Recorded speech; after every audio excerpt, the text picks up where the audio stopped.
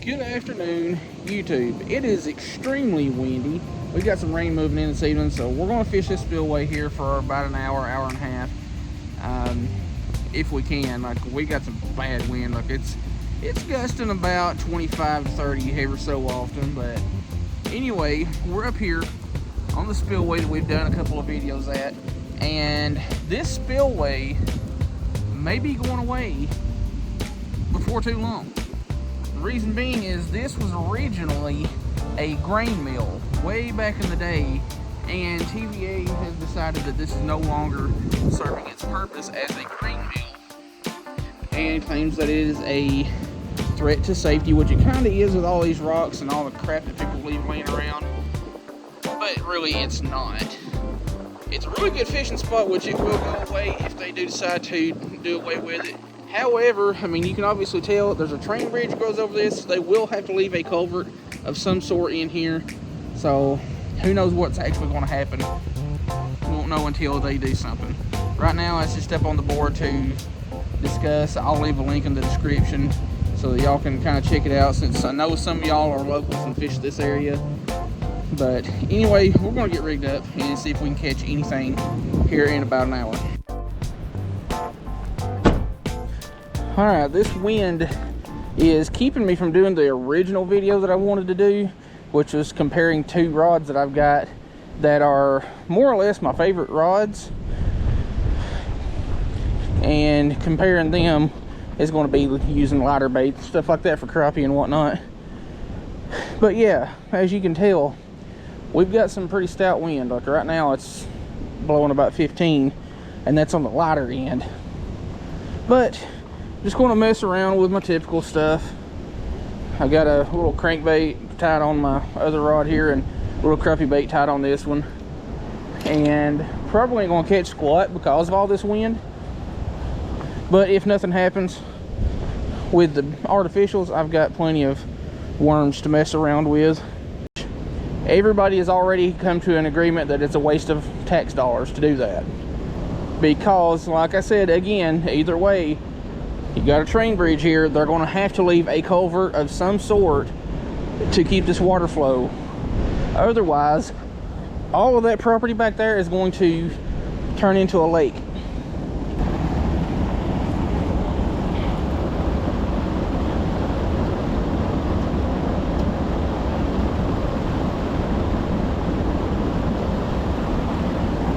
And yes, I throw a crankbait on a spinning setup every so often. It works.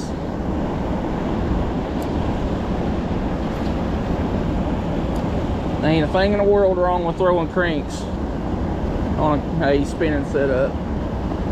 What I am going to do, I'm going to take a little 1/2 ounce sinker. That way I can get it out there and keep it on the bottom instead of this wind just screwing everything up, and just tying a jig head on above it. And the way I'm going to do that is I'm just going to do a little overhand knot. Just form a loop, that way I can adjust my size or jig head size without having to cut and retie and all that.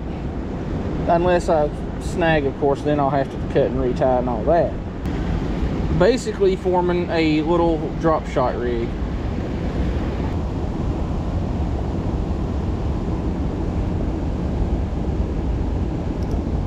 Fish. We not skunked, and it came off. And it felt like a little bluegill or something like that, but I'm just using a little 32nd ounce jig head, no collar and all that mess on there.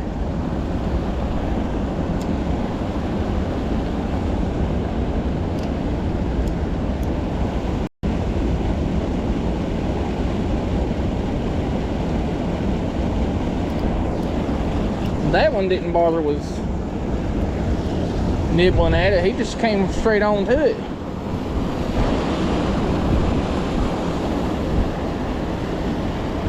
Beast.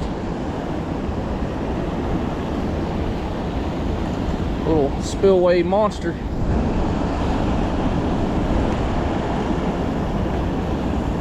Yeah. We're going to go ahead and just re-rig because like I said, that's getting a ton of bites, but problem is it's hooking up.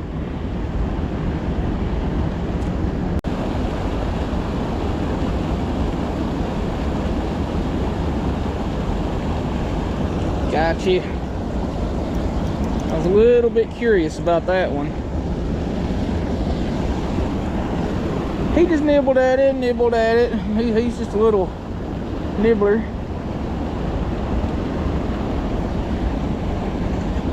I honestly hope I don't hook into anything too big, because, hey, no, you cannot have my worm. Because I'm only working with like 10-pound braid and like an 8-pound leader, and my net will not reach that far down.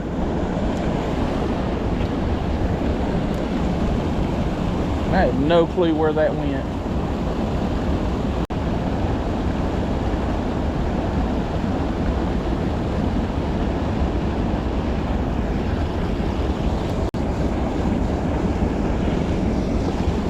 Well, I would like to hook into something just a little bit bigger than you, but I'll take it. I will take what I can catch. Yep. There went that piece of worm. I may take and put a bigger jig head on this rod here, or just rig up a little rinky-dink Carolina rig on it and put a little circle hook on it or something.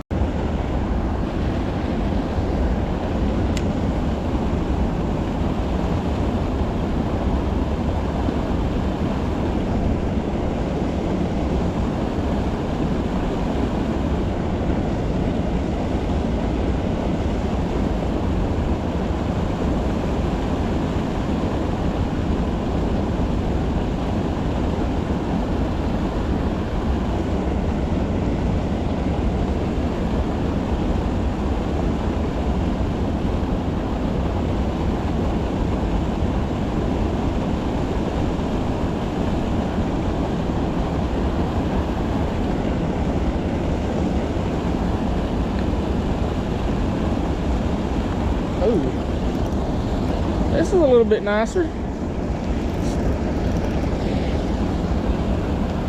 one of my favorite subspecies of bass.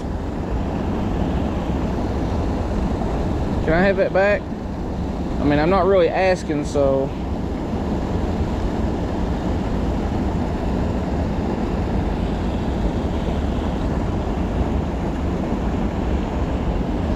Oh, yellow bass. I know somebody a while back commented, said, that ain't no yellow bass, that's a perch. You don't know what you're talking about. Well, continue believing that if it makes you sleep better. Unlike a lot of folks, I spend an unusual amount of time researching fish species identification and all that, because whether people want to acknowledge it or not, or believe it, properly identifying fish does make sense, because some states, ooh, there's something large that jumped over there, because in some states, if you keep the wrong species of fish and misidentify it, you can get fines.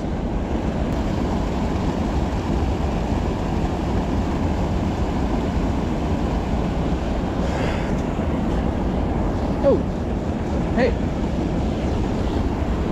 I didn't even know I had one bite or nothing. I was reeling up to check my bait and recast. Got this river monster. I mean, fish is quality right here.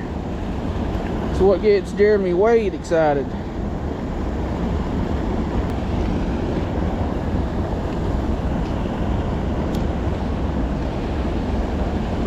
Of course, it would now also be very nice if this wind would die down so that I could feel the bites, because I have missed quite a few fish, probably more than I've caught.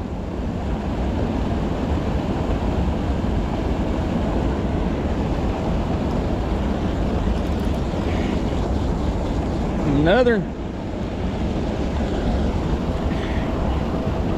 Tell you what, I only catch the biggest of the big.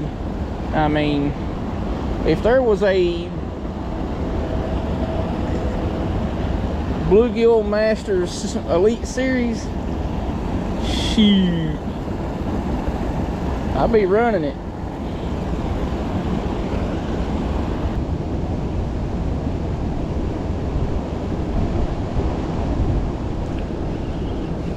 Heck, I didn't even know that one was on there. Tell you what, that one's tiny, but he sure enough got a gut on it.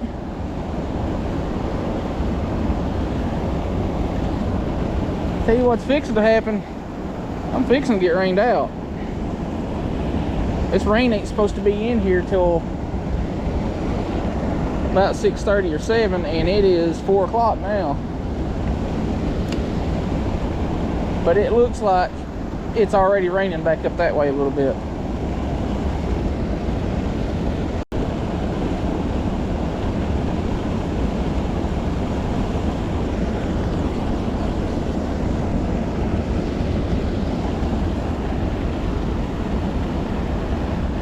Y'all are not the quality of fish I was kind of hoping to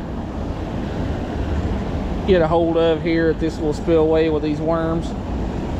But as rough as fishing here in February has been, I mean, minus the 63-pound blue cat and the 610 largemouth, fishing here in February has sucked.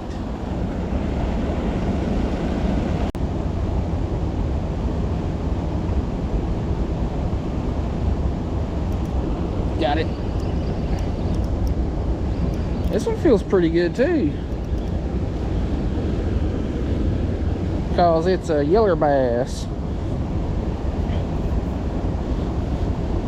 These things are on my list of fish that I am so itching to get a tarp eligible fish of. But I've come close, like an inch shy of getting a tarp eligible one several times, but that 11-inch or whatever it is yellow bass has proved to be very, very elusive around here. There's plenty of them. It's just being in the right spot at the right time, and that's pretty much the same with everything.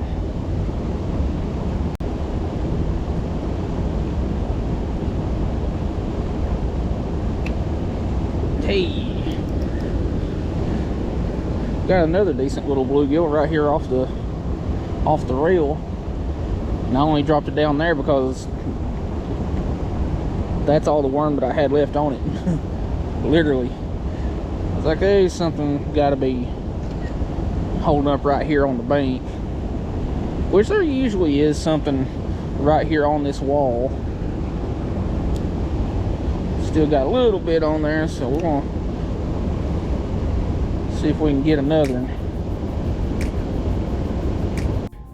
Well, I'm calling it quits. The rain started picking up a little bit, and it just got really cold, and nothing was really biting after that last probably 30 minutes, and which we didn't catch a whole heck of a lot of anything worth writing home about, but we caught fish, and that's all that matters. But I did want to get a couple more little stops in here at this little spillway, because like I said, there's a possibility that within the next, well, sometime in the future, it may not exist anymore. And it's been a really good fishing spot for a while, and it's also been a local dump, unfortunately. But anyway, I will keep y'all updated. I know some of y'all that watch these videos fish here, so in case you don't know, there is a post on the Charleston, Tennessee Facebook page talking about it. I'm gonna get home, get this thing put together.